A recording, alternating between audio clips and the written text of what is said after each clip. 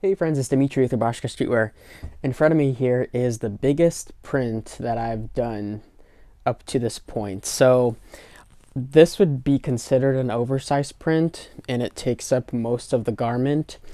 A lot of times with traditional screen printing, especially like here in the States, you might not be able to have a printer make stuff really tall or wide. For me personally, I've always liked kind of smaller prints, or if it's just like a logo or something like that. Obviously, it's not going to be like super big and it's not going to take up a lot of space. Like if you're just making a logo tee, you're not going to be, making a huge screen for that. And this one is specifically, I don't remember exactly what it was, it's like 15.25, I think, by another 15. So this was actually going to be an inch bigger even than this. But what happened was my printer was like, hey, we can make it that big for the t-shirts, but for the hoodies and for the zip ups, we can't, and our screens only go to like 15.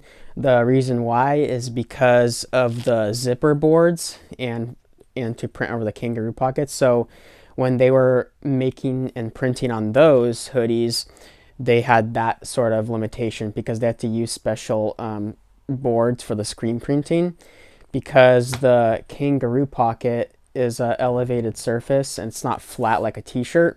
And also with the zippers in the middle, it's an elevated surface. And I'll show you guys what that turned out. But the t-shirt, I mean, you can keep going bigger than this and it turned out really well. But this is pretty much what I wanted it to look like, this oversized print. It turned out really well. And I really like the colors on this too. You can see some greens in there, this really cool shade of purple. I really like, even without doing this print, I just always like these kind of color combinations, that green and purple. And then it has like this tannish color and white. But yeah, I'll show you guys what the hoodies and zip up. So here's the zip up, and I'm gonna give you my thoughts about this. So the zip ups, or it's like kind of like a hit or a miss. So when they are screen printing on here, and not all printers can offer this service. You might have to dig around to find one, unless you're doing it overseas. If you're getting your stuff made overseas, they can manufacture this and then sew it together. They can also print on top of this like that. Technically, it's better to manufacture the garments and then sew it together. It looks cleaner, but this is also an aesthetic that is kind of cool. And you can also do this at home. If you're printing your own garments at home, you can definitely do this. You just need those zipper boards that kind of account for this elevation, because like I said earlier, when you're screen printing, it needs to be as flat as possible. But this is what can happen though.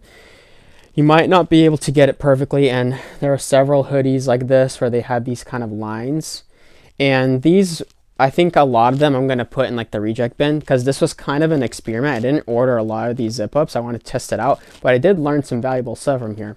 So basically what I learned is that this method can be done, but it should be done with a particular design. So this was not, I don't think this was the best design to do this for. The reason why is because there is too much going on in the middle.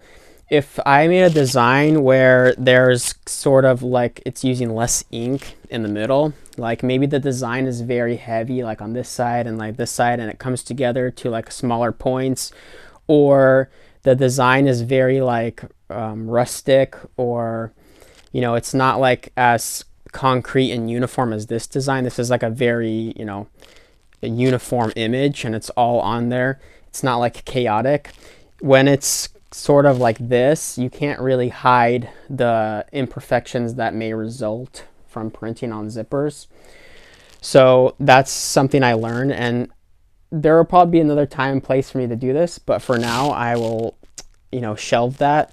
But printing over the Kangaroo pockets, that in my opinion turned out very well. I don't have a problem with any of them.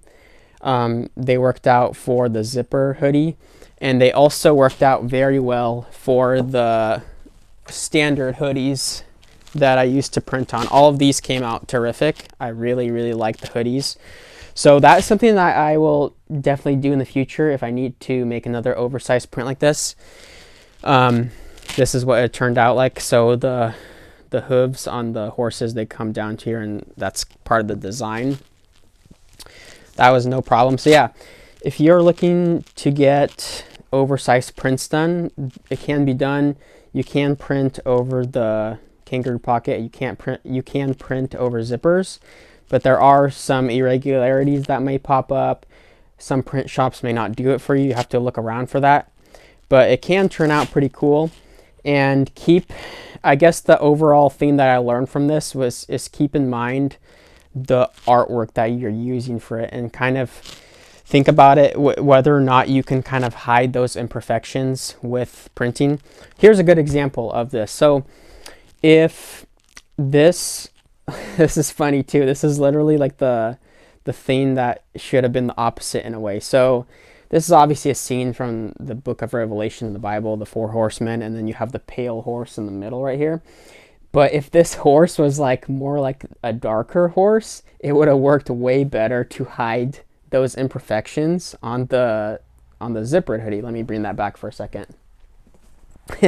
It's just kind of funny how that worked out. Like when it's white, obviously like the whitish ink against the black hoodie, you're gonna see these imperfections way more. But if it was if you had the black print right here, they would hide it and mask it better, so then it's not as big of an issue.